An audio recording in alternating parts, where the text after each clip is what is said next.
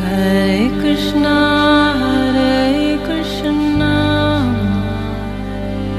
Krishna Krishna, Hare Hare,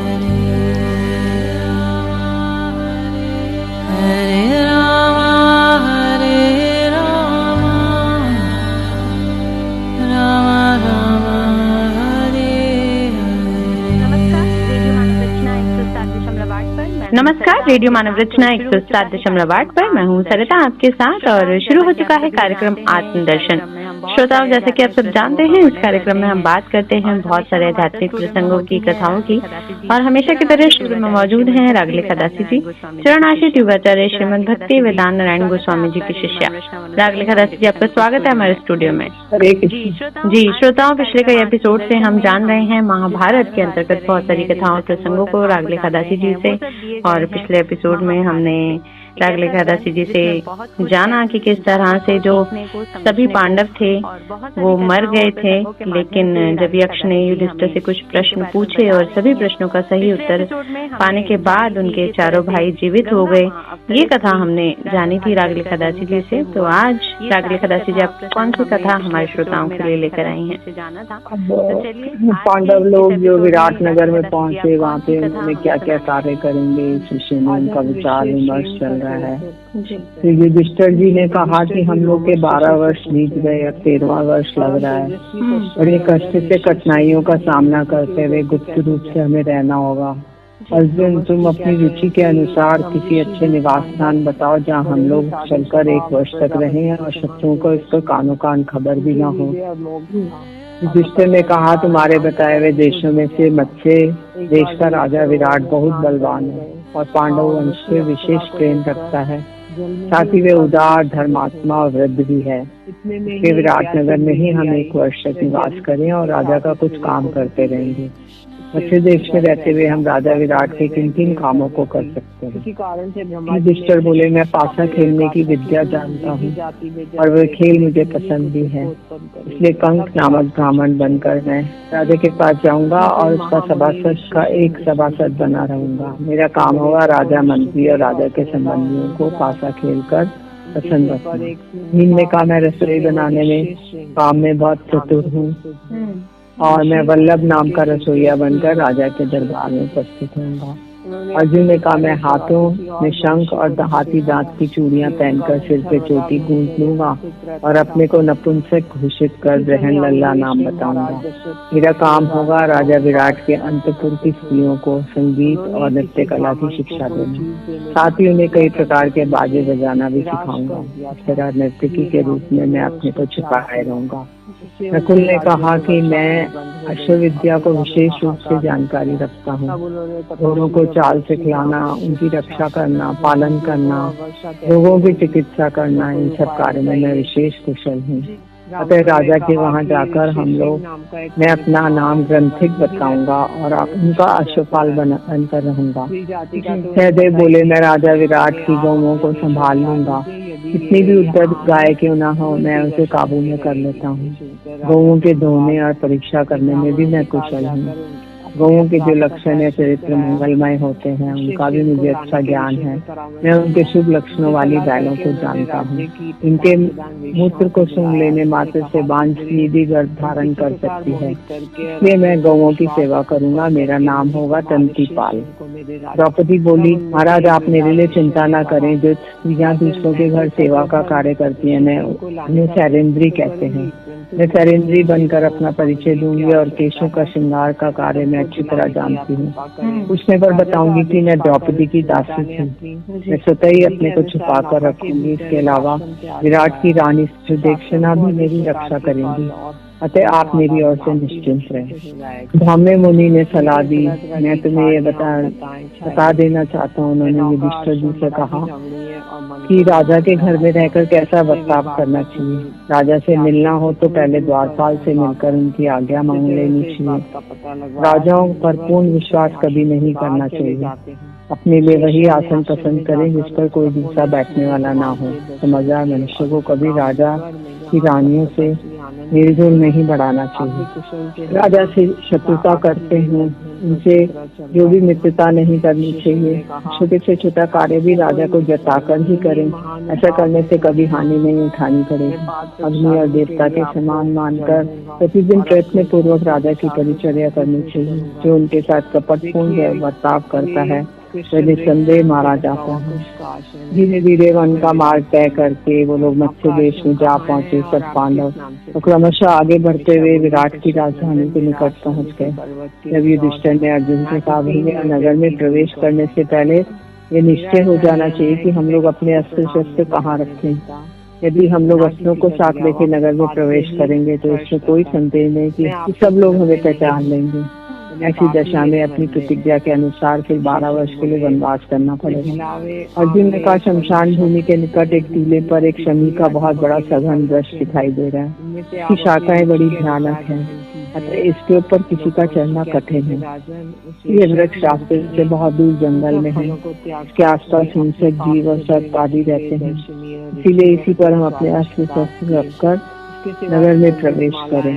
पहले सबने अपने अपने धनुष की डोरी उतार ली, फिर चमकती हुई तलवारों, तरकसों को छुरे के समान तीखी धार वाले बाणों को धनुष के साथ बांधा। नकुल उस वृक्ष पर चढ़ गए और उसके खोदरे में जहाँ वर्षा का पानी पड़ने की संभावना नहीं थी, सबके धनुष रखकर उन्होंने एक मजबूत रस्सी के साथ शाखा के साथ बांध दिया। इसके बाद पांडवों ने एक मुर्दे की लाश लाकर उस वृक्ष पर लटका दी, जिससे कोई दुर्गंध के कारण कोई मनुष्य वृक्ष के निकट न आ सके। नगर में प्रवेश करते समय महाराज युधिष्ठिर ने भाइयों के साथ मिलकर दुर्गा जी का स्तवन किया। देवी प्रसन्न हो गई और उन्होंने प्रकट होकर विजय और राज्य प्राप्ति का वरदान दिया। उन्होंने यह भी कहा कि विराट नगर में तुम्हें कोई नहीं पहचान सकेगा।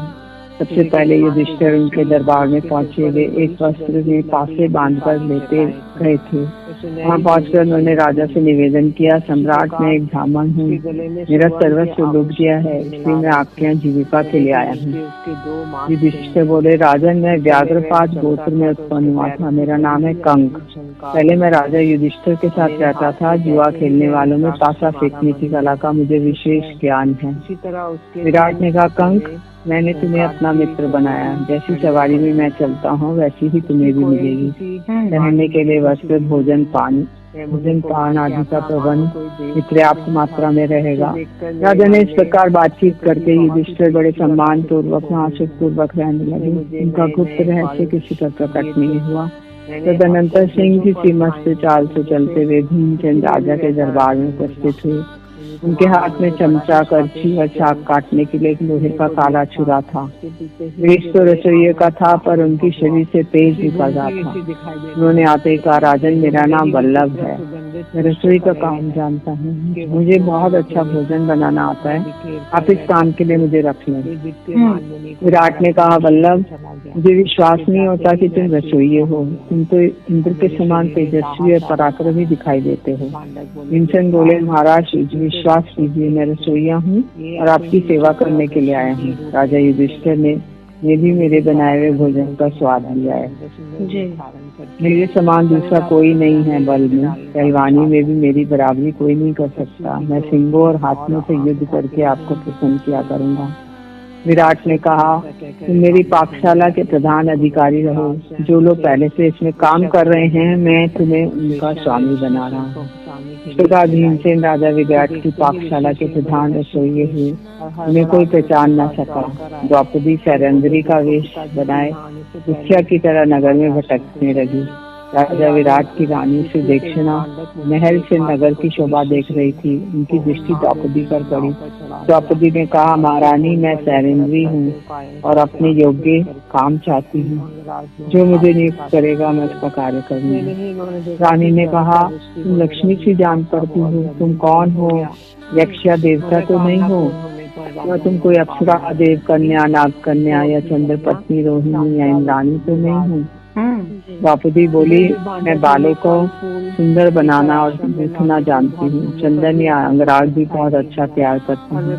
कमल और चंपा आदि फूलों के बहुत सुंदर चित्र विचित्र हार बुन सकती हूँ। मैं महारानी द्रौपदी की सेवा में रह चुकी हूँ, जहाँ तहाँ घूम फिर कर सेवा करती रहती हूँ। और भोजन और वस्त्र के सिवा कुछ नहीं लेती। वह भी जितना मिल जाए उसमें ही संतोष कर देती है। तो दक्षिणा ने कहा, यदि राजा तुम पर मोहित ना हो तो मैं तुम्हें अपने सिर पर रख सकती हूँ, किंतु मुझे संदेह है राजा तुम्हें देखते ही संपूर्ण सुख से तुम्हें चाहने लगेंगे। द्रौपदी बोली, 5 तरुण गंधर्व मेरे पति हैं जो सदा मेरी रक्षा करते हैं। जो मुझे अपनी झूठन नहीं देता, मुझसे पैर नहीं धुलवाता, उसके ऊपर मेरे प्रति गंधर्व लोग प्रसन्न रहते हैं। किंतु जो मुझे अन्य साधारण स्त्रियों के समान समझकर बलपूर्वक प्राप्त करना चाहता है, उसको उसी रात में शरीर त्याग करना पड़ता है। मेरे पति उसे मार डालते हैं, अतः कोई भी पुरुष मुझे सदाचार से विचलित नहीं कर सकता। तो दक्षिणा ने कहा, नंदिनी यदि ऐसी बात है तो मैं तुम्हें अपने महल में रखूंगी। जी, बहुत ही खूबसूरत प्रसंग हम जान रहे हैं रागले खदासी जी से महाभारत के अंतर्गत। और सभी पांडव जो हैं विराट नगर में अलग अलग नाम अलग अलग भेद से जो हैं विराट नगर के राजा के पास काम के लिए लग गए हैं। 12 वर्ष बीत चुके हैं, अब एक अज्ञात वर्ष जो है उन्होंने बिताना है, भेष बदल लिया है, नाम बदल लिए हैं और विराट नगर के राजा के राजमहल में वो पहुंच गए हैं। और ये कथा हम आगे अब जान लेते हैं। जी रागले खदासी जी बताएं आगे।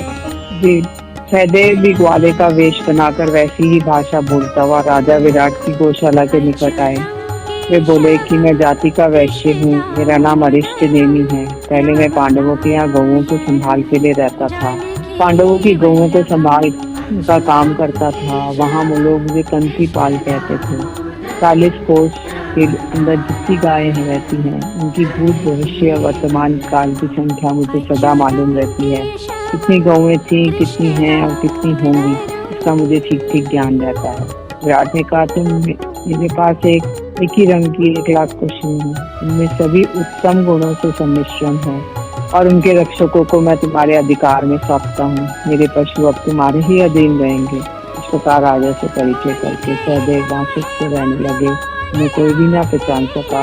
राजा ने उनके भरण पोषण का उचित प्रबंध कर दिया। तदनंतर वहाँ एक बहुत सुंदर पुरुष दिख पड़ा जो स्त्रियों के समान आभूषण पहने हुए था। उसके कानों में कुंडल और हाथों में शंख और सोने की चूड़ियाँ थी। उसके लंबे लंबे केश खुले हुए थे। वह वीरवर अर्जुन था। अर्जुन ने कहा, महाराज मैं नपुंसक हूँ, मेरा नाम ब्रहन लल्ला है। मैं नाचता गाता और बाजे बजाता हूँ, नृत्य संगीत की कला में प्रवीण हूँ। आप मुझे उत्तरा को इस कला की शिक्षा देने के लिए रख ले। मैं महारानी के यहाँ नाचने का काम करूँगा। विराट ने कहा, ब्रहन लल्ले तुम्हारे जैसे पुरुष से तो ये काम लेना मुझे उचित नहीं जान पड़ता, तथापि मैं तुम्हारी प्रार्थना स्वीकार करता हूँ। आप मेरी बेटी उत्तरा और राज परिवार की अन्य कन्याओं को नृत्य कला की शिक्षा दिया करो। अर्जुन उत्तरा और उसकी सखियों और अन्य दासियों को भी गाने बजाने और नाचने की शिक्षा देने लगे। नकुल आए और बोले कि मैं अश्वों को शिक्षा देने में निपुण हूँ, बड़े बड़े राजाओं के यहाँ आदर पा चुका हूँ। मेरी इच्छा है आपके यहाँ घोड़ों को शिक्षा देने का काम करूँ। राजा ने कहा, काम कर सकते हो, किंतु पहले ये बताओ कि तुम अश्व संबंधी किस कला में विशेष तुम्हें ज्ञान है, साथ ही अपना परिचय भी दो। सहदेव जी ने कहा, दुष्ट घोड़ों को ठीक करने का उपाय जानता हूँ मैं। इसके सिवा घोड़ों की चिकित्सा का भी मुझे पूरा ज्ञान है। मेरी सिखाई हुई घोड़ी भी नहीं बिगड़ती, और फिर घोड़ों की तो बात ही क्या। मैं पहले राजा युधिष्ठिर के यहाँ काम करता था। वहाँ तो दूसरे लोग भी मुझे ग्रंथिक के नाम से पुकारते थे। घोड़ा जोतने वाले पुराने सारथी लोग भी तुम्हारे अधिकार में रहेंगे, राजा ने कहा। पांडवों को धृतराष्ट्र के पुत्रों से सदा शंका बनी रहती थी कि वे द्रौपदी की देखरेख रखते हुए बहुत छिप कर रहते थे, मानो पुनः माता के गर्भ में निवास कर रहे हैं। इस प्रकार जब 3 महीने बीत गए, चौथे महीने का आरंभ हुआ। मत्स्य देश में ब्रह्म महोत्सव का बहुत बड़ा समारोह हुआ। इसमें सभी दिशाओं से हजारों पहलवान जुटे थे। इन सब पहलवानों में से एक सबसे बड़ा था, उसका नाम था जीमू।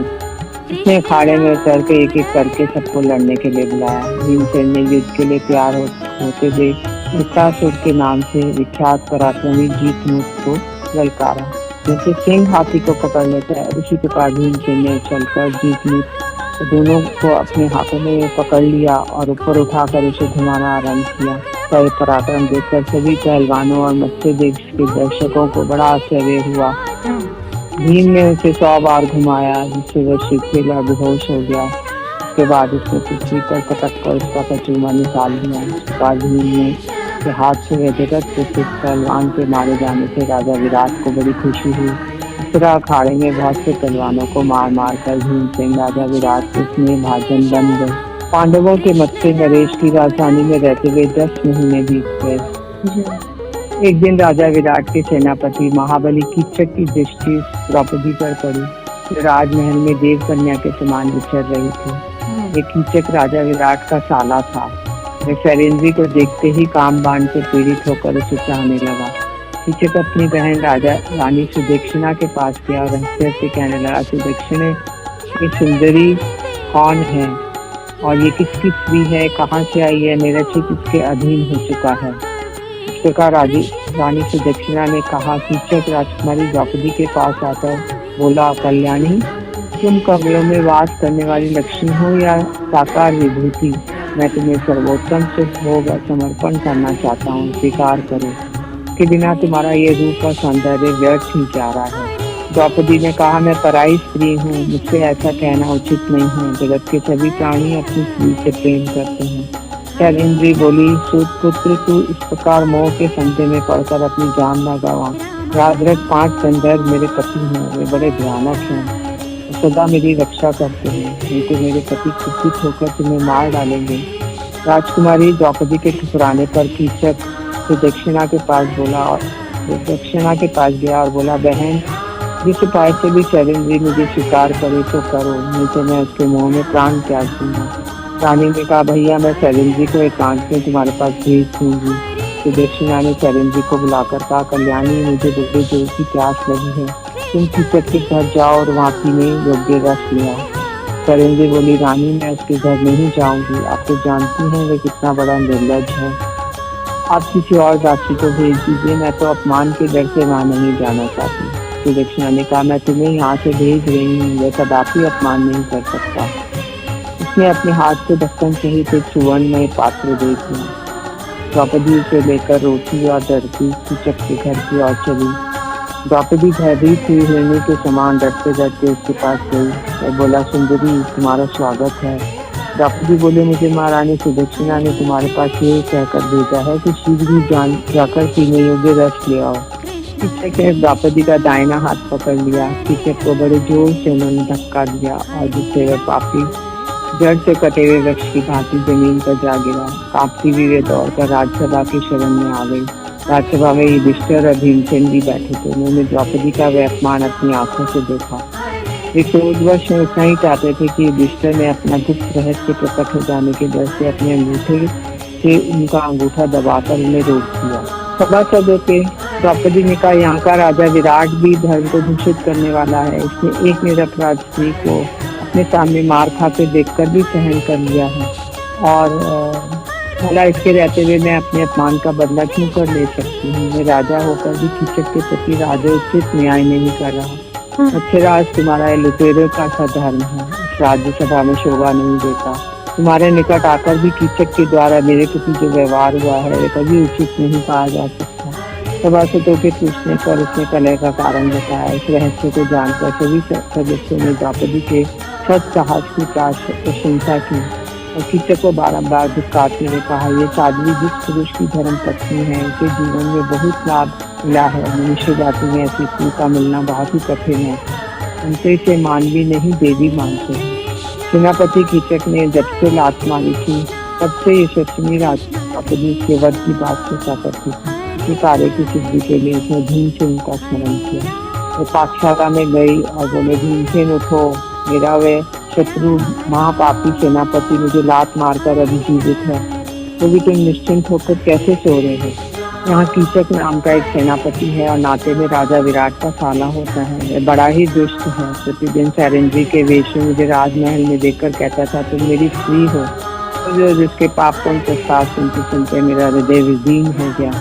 पांडवों की महारानी दूतत देश की पुत्री होकर भी आज मेरी ये दशा है। इस अवस्था में मेरे सिवा कौन सी जीवित रहना चाहती है। उस दिन भीम ने कहा, मैं उस दिन सभा में विराट का सर्वनाश कर डालता और अपने ऐश्वर्य के मत में कीचक का मस्तक पैरों से कुचल डालता, किंतु धर्मराज ने रुकावट डाल दी। उन्हें कनखियों से देखकर मुझे मना कर दिया। आज सायंकाल में उसके साथ मिलने का संकेत दो। राजा विराट ने जो नई नृत्यशाला बनवाई है उसमें दिन में तो कन्याएं नाचना सीखती हैं, किंतु रात में अपने घर चली जाती हैं। वहाँ एक सुंदर मजबूत पलंग भी बिछा रहता है। तुम ऐसी बात करो उससे कीचक वहाँ आ जाए और मैं उसे यमपुरी भेजती हूँ। सवेरा होने पर कीचक पुनः राजमहल में आया। द्रौपदी से कहने लगा, शैलेंद्री, सभा में राजा के सामने तुम्हें गिराकर मैंने लात लगाई थी, देखा मेरा प्रभाव। अब तुम मुझ जैसे बलवान वीर के हाथों में पड़ चुकी हो, कोई तुम्हें नहीं बचा सकता। विराट तो कहने मात्र के लिए मत्स्य देश का राजा है, वास्तव में तो मैं यहाँ का सेनापति और स्वामी हूँ। द्रौपदी बोली, कीचक, यदि ऐसी बात है तो मेरी एक शर्त स्वीकार करो, हम दोनों के मिलन की बात तुम्हारे भाई और मित्र भी ना जानने पाए। कीचक ने कहा, सुंदरी, तुम जैसा कह रही हो वही करूँगा। राजा ने जो नृत्यशाला बनवाई है वह रात में सुनी रहती है, तो अंधेरा होने पर तुम वहीं आ जाना। भीमसेन रात्रि के समय नृत्यशाला में जाकर छिपकर बैठ गया और उसका कीचक की प्रतीक्षा करने लगा, जैसे सिंह मृग की घात में बैठा रहता है। कीचक ने उनके पास पहुंचकर हर्ष से उन्मत्त होकर मुस्कुराकर कहा, शुभ्रू, मैंने अनेक प्रकार से जो अनंत धन संचित किया है वह सब मैं तुम्हें भेंट करना चाहता हूँ। इस प्रकार प्रचंड आंधी वृक्ष को झंझोर डालती है। इसी प्रकार भीमसेन ने कीचक को धक्के देकर सारी नृत्यशाला में घुमाने लगा। उसने उसके बाल पकड़ लिए और उसे थका देखकर इस प्रकार अपनी भुजाओं में कस दिया जैसे रस्सी से पशु को बांध देते हैं। अब कीचक को टेढ़े नगारे के समान जो से टकराने और अपनी भुजाओं से छूटने के लिए छटपटाने लगा। उसने अपनी भुजाओं से मरोड़कर पशु की मौत भीम जी ने मार डाला। उसे मांस का लौंडा बना दिया और द्रौपदी को दिखाकर कहा, पंचाली, जरा यहाँ आकर के देखो इस कान के कीड़े की क्या गति बनाई। कीचक का वध कराकर द्रौपदी बड़ी प्रसन्न हुई। नृत्यशाला की रखवाली करने वालों से कहा, देखो ये कीचक पड़ा हुआ है, ये मेरे पति गंधर्व ने उसकी ये गति कर दी है, तुम लोग वहाँ जाकर देखो तो सही। द्रौपदी की ये बात सुन के नाट्यशाला में सहस्त्र चौकीदार मसाले लेकर आए। उन्होंने उसको उस स्थिति में देखकर सभी को बड़ा विस्मय हुआ। उसके सारे अवयव शरीर में घुस जाने से वह पृथ्वी पर निकाल कर रखे हुए कछुए के समान जान करता था। ये सोचकर उन्होंने राजा विराट से कहा, कीचक की मृत्यु शैलेंद्री के कारण हुई है, अतः हम उसे कीचक के ही साथ जला देना चाहते हैं, आप आज्ञा दीजिए। राजा ने सूत पुत्रों का पराक्रम देखकर शैलेंद्री को कीचक के साथ जला डालने की सम्मति दे दी। तेजी से सब लोग शमशान की ओर चले। इतनी वेग से गए कि सूत पुत्रों से पहले मरघट में पहुंच गए। पिता के समीप उन्हें तार के समान एक 10 व्याम लंबा वृक्ष दिखाई दिया, जिसकी शाखाएं मोटी मोटी थी और ऊपर से सूखा हुआ था। भीमसेन ने भुजाओं में भरकर हाथी के समान जोर लगाकर उखाड़ लिया। उसे कंधे पर रखकर दंड पानी यमराज के समान सूत पुत्रों से आ चढ़े। सब सूत पुत्र डर गए और भय और विषाद से कांपने लगे। उन्होंने कहा, देखो बलवान गंधर्व वृक्ष उठाए बड़ी क्रोध से हमारी ओर आ रहा है, जल्दी इस शैलेंद्री को छोड़ दो। इसी के कारण ये भय उपस्थित हुआ। शैलेंद्री को छोड़कर सब नगर की ओर भागने लगे। इस वक्त से 105 उप कीचकों को यमराज के घर भेज दिया। इसके बाद उन्होंने द्रौपदी को बंधन से छुड़ाकर थादस बताया। भीमसेन ने कहा, कृष्ण, तेरा कोई अपराध न होने के कारण जो लोग तुझे तंग करेंगे वे इसी प्रकार मारे जाएंगे। अब तू नगर की ओर चली जा, तेरे लिए कोई भय की बात नहीं है। मैं दूसरे रास्ते से राजा विराट के रसोई घर में जाऊंगा। इसके पश्चात कन्याओं के साथ ही द्रौपदी राजभवन को गई। रानी सुदक्षिणा के पास जाकर खड़ी हो गई। महाराज को गंधर्वों से तिरस्कृत होने का भय है। तू भी तरुणी है, संसार में तेरे समान रूपवती भी नहीं दिखाई देती। पुरुषों को विषय में तो स्वभाव से ही प्रिय होता है, अतः जहाँ तेरी इच्छा हो वहाँ चली जा। शैलेंद्री ने कहा, महारानी, 13 दिन के लिए महाराज मुझे और क्षमा करो। इसके पश्चात गंधर्वगण मुझे स्वयं ही ले जाएंगे, आपका भी हित होगा। उनके द्वारा महाराज और बंधु बांधवों का भी अवश्य ही बड़ा हित होगा। जी, बहुत ही खूबसूरत प्रसंग श्रोताओं हमने जाना आज रागले खदासी जी से, और इसी तरह और भी बहुत सारे प्रसंग और कथाएं हैं जो हम महाभारत के अंतर्गत जानते रहेंगे। लेकिन आज के लिए बस इतना ही। रागले खदासी जी, आपका बहुत बहुत शुक्रिया हमारे स्टूडियो में आने के लिए। हरे कृष्ण। जी, तो श्रोताओं आज के कार्यक्रम से हमें दीजिए इजाजत और आप सुनते रहिए रेडियो मानव रचना 107.8 पर आने वाले